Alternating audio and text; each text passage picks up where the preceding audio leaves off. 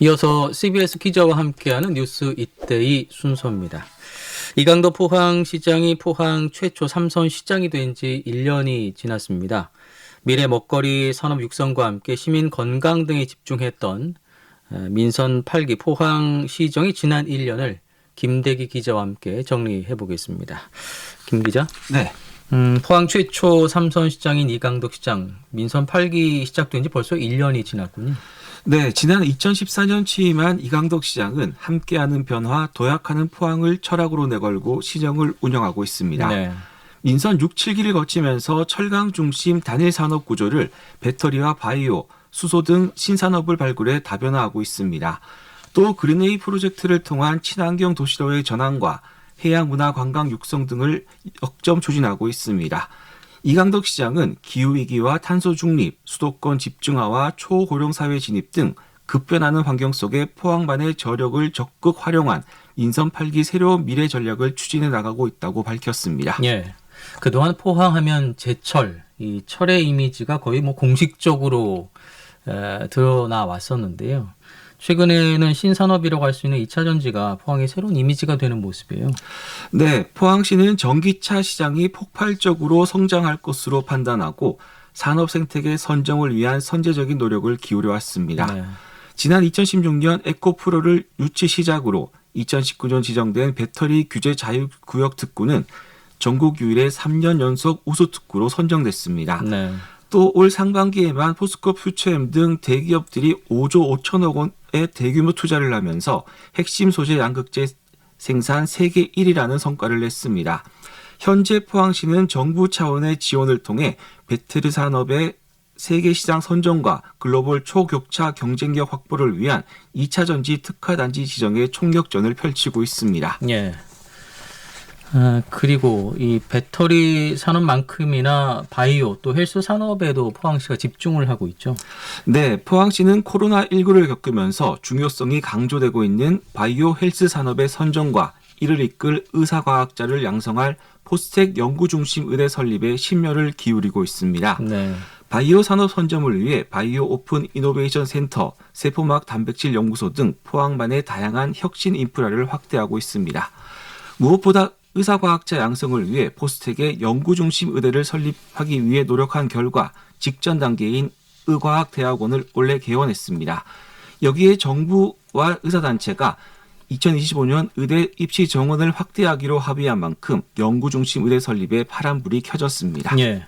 그리고 포항시가 올해 1월이었죠. 그 세계 최대 정보기술 박람회인 그 CES 2023에 참여를 해서 이 지역 산업과 접목이 가능한 그 글로벌 기업과의 어떤 구체적인 협력 방안들을 좀 모색하는 그런 자리를 마련하기도 했지 않습니까?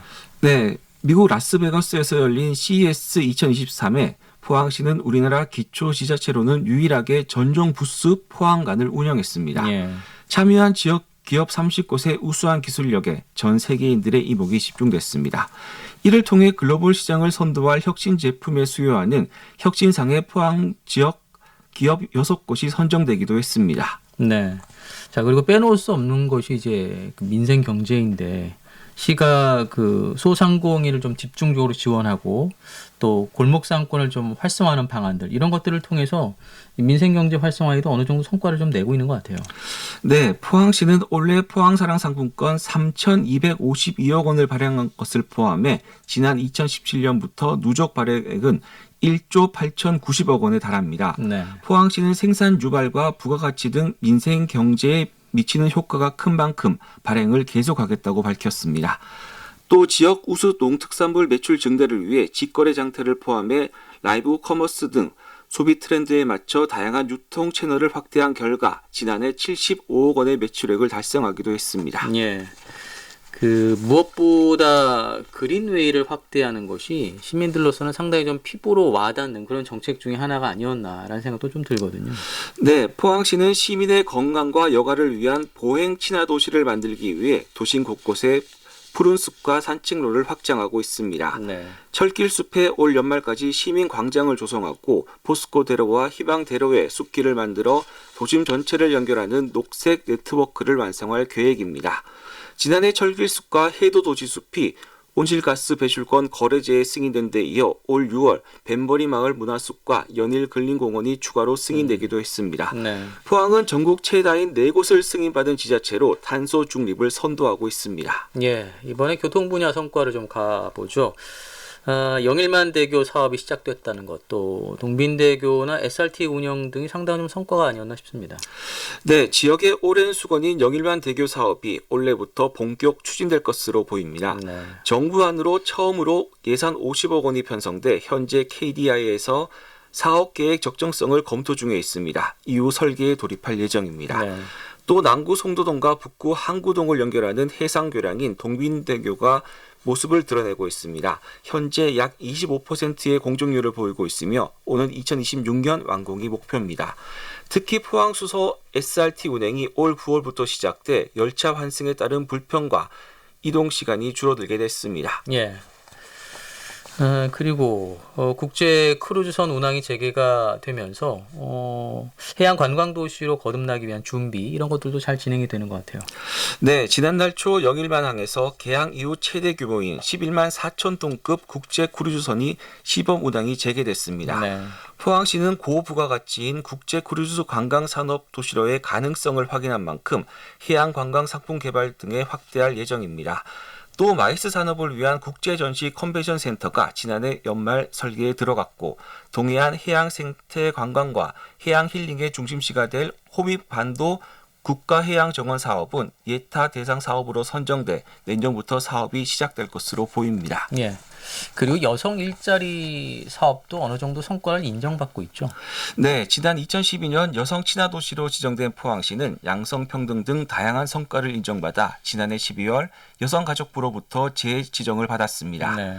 특히 지난해 엄마 참손당과 아이 행복 도우미 등 좋은 평가를 받은 경력 단절 여성을 위한 여성시간 선택제 일자리를 590명으로 확대했습니다. 일가정 양립을 위한 직장만 SOS 서비스 운영 시간도 늘렸습니다. 네. 그리고 이강도 시장 재임 때 이제 뭐 지진이나 태풍 같은 이런 그 자연 재난이 좀 있어 왔는데요. 무엇보다 이렇게 재난으로부터 안전한 도시를 만드는 것이 상당히 좀 중요하다 이렇게 생각을 하고 관련 사업들도 계속 추진하고 있습니다. 네, 포항시는 지난해 9월 태풍 흰남노로 큰 피해를 입은 이후 안전도시 종합계획을 발표하고 자연재난과 기후변화에 대응하기 위한 새로운 기준의 안전정책을 추진하고 있습니다. 네. 흰남노로 피해를 입은 냉천 등 지방하천 개선을 위해 지난 5월부터 복구 공사를 추진하고 64개의 소하천은 복구 마무리 단계에 있습니다. 특히 냉천 수위 조절을 위해 추진되는 항사댐은 올 2월 예비 타당성 조사 대상에서 면제돼 공사 기간을 단축할 수 있게 됐습니다. 네. 여기에 창포동 빗물펌프장과 송도와 대송, 연일과 구룡포, 철강공단 등 상습 침수 지역의 빗물펌프장 기능도 확대하고 있습니다. 예. 그 지난해 흰남노 태풍 당시에 대송면 지역 주민들이 상당히 큰 피해를 입었거든요. 네. 그 이후에 이 지역 주민에 대한 집단 이주 이야기가 나왔었는데 이 문제는 지금 어떻게 진행이 되고 있습니까? 네, 포항시는 지난해 흰남도 내습 이후 상습 침수 지역인 포항 대송면과 청림동, 동해면에 대책을 세우겠다고 밝혔습니다. 네. 이를 위해 포항시는 현재 냉청 범람 원인 파악 용역을 마무리 중에 있습니다. 이 용역 결과를 바탕으로 안전도시 조성, 제도 개선 및 도시 진단 용역에 들어갈 예정입니다.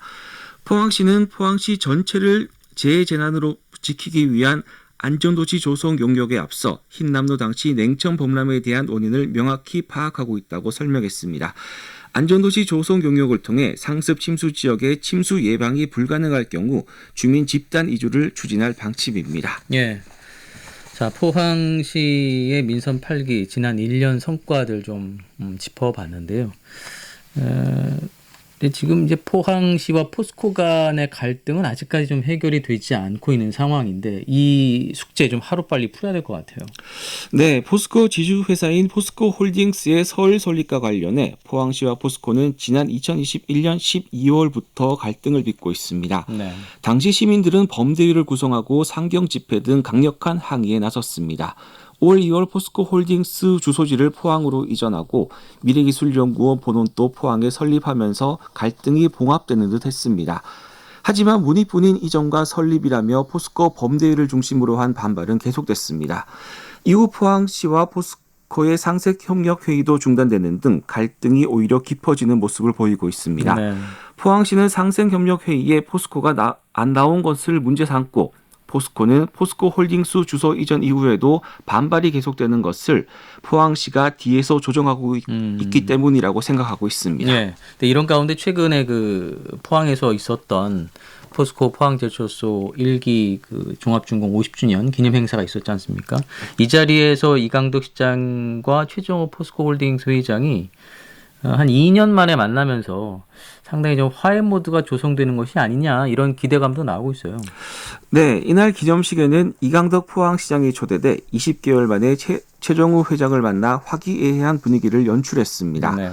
지난 2021년 11월 포항 환호공원 내 체험형 조형물인 스페이스워크 제막식에서 만난 이후 첫 만남입니다. 이강덕 시장은 기념행사 축사 때 축하 인사와 함께 최정우 회장에게 포항시청을 방문해 달라고 요청했고 최 회장은 박수로 화답했습니다. 여기에 최 회장은 오는 2030년까지 73조 원을 포항에 투자하는데 2050년까지 하면 더 많은 것이고 앞으로 포항이 더 성장할 수 있도록 돕겠다고 밝혔습니다.